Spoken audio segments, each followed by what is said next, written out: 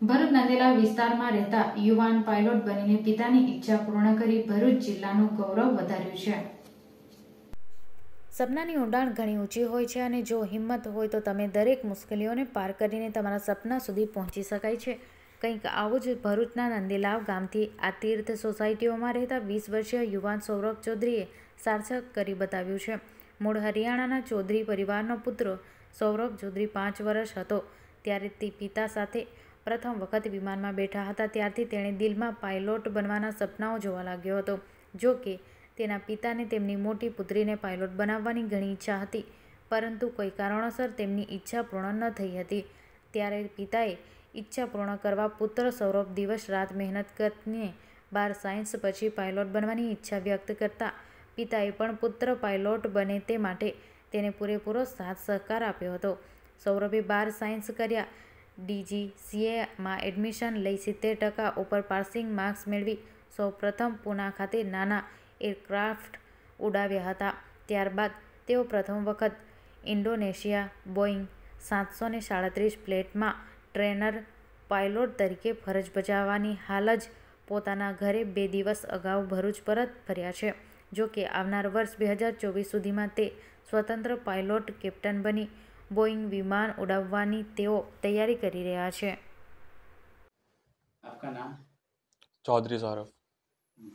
आप क्या करते थे और कैसे पायलटिंग में आप आए?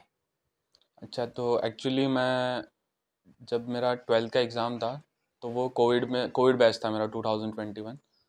सो बेसिकली उसका रिज़ल्ट मुझे पता चला कि आने वाला है नहीं, तो मतलब मुझे एग्ज़ाम देनी नहीं है और रिज़ल्ट वो लोग 10th के बेसिस पे देंगे। तो मैं सीधा फिर जून की बात है, आई थिंक सो, जून में मैं सीधा चला गया था एग्ज़ाम के लिए। सो बेसिकली एग्ज़ाम देने होते हैं जो एक DGCA है, इट्स अ रेगुलेटरी बॉडी जो पूरा सिविल एविएशन का सब कुछ डॉक्यूमेंट एंड ऑल स्टफ देखती है। सो उसके एग्ज़ाम्स होते हैं, फर्स्ट ऑफ ऑल 5 एग्ज़ाम होते हैं।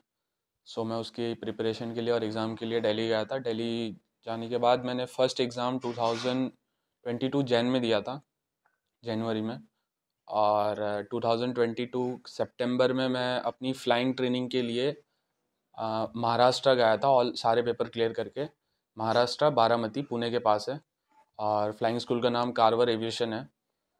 सो वहाँ पे मैंने अपनी फ़्लाइट ट्रेनिंग शुरू की थी, और फ्लाइट ट्रेनिंग में मैंने 2 एयरक्राफ्ट उड़ाए थे, एक सिंगल इंजन और एक मल्टी इंजन। सो सिंगल इंजन में मैंने सेस्ना 172 उड़ाया था, जो मैंने उसमें 185 आवर्स किए थे, और 15 आवर्स मैंने P68 चार्ली में किया था, जो पार्टेनेवा 68 चार्ली बोलते हैं उसे। वो मल्टी इंजन है, और उसमें मैंने 15 आवर्स किए थे।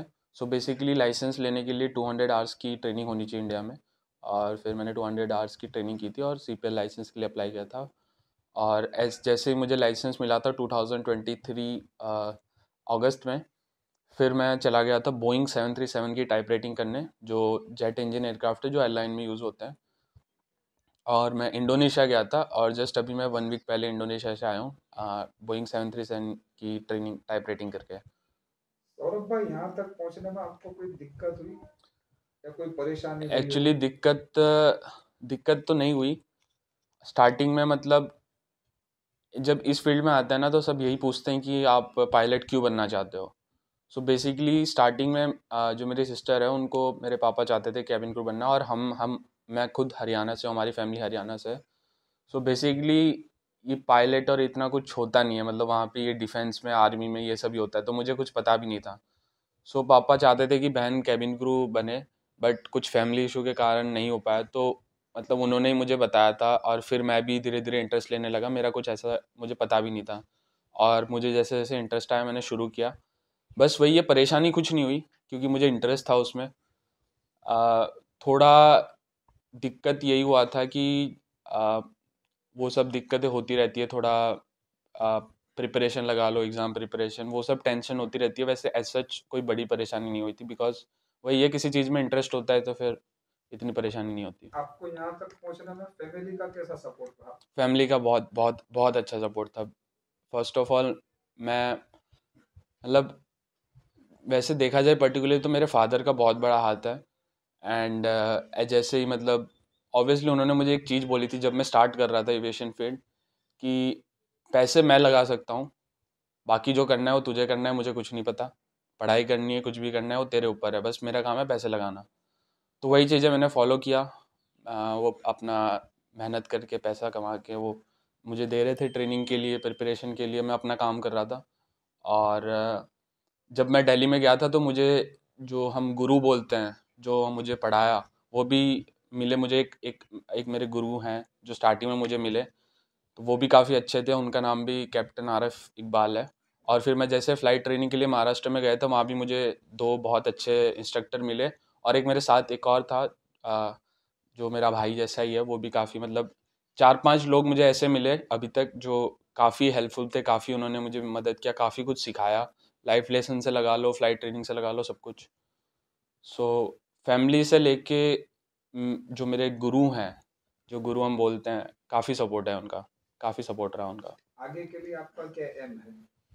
एम मेरा यही है, मेरा मोटिव था कि मैं कम से कम एज में जल्दी से जल्दी ट्रेनिंग वगैरह फिनिश करूँ, CPL लाइसेंस लूँ, जो मैंने कई हद तक किया। और अभी मेरा एम यही है कि मोस्ट प्रोबेबली नेक्स्ट ईयर में जनवरी में या फिर होली तक I will wait for the vacancy. और मेरा यही एम है कि मैं जल्दी से जल्दी एयरलाइन में लगूँ और एज अ कैप्टन रिलीज़ हूँ जितना जल्दी हो सके। ठीक है, आपको बहुत बहुत कॉन्ग्रेचुलेशन थैंक और यू, बेस्ट ऑफ लक आगे के लिए। Thank you so much.